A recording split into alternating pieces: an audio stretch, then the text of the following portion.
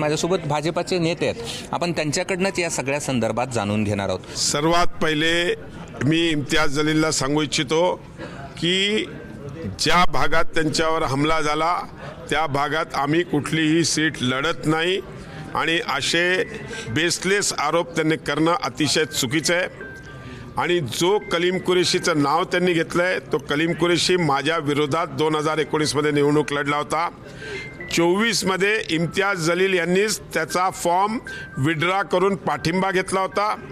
आणि सर्वात पहिले की ज्या लोकांनी त्यांच्यावर मोर्चे काढले, हमला केला, हे त्यांचेच सगळे माजी नगरसेवक आहेत। आणि त्या माजी नगरसेवकांचा त्यांच्यावर आरोप असा आहे की ह्यांनी आर्थिक व्यवहार करून तिकीटं वाटली आणि त्यांच्याशी सगळे व्यवहार केल्यामुळे तिकीटं वाटल्यामुळे तो आरोप त्यांच्यावर त्यांच्याच लोकांनी केलेला आहे।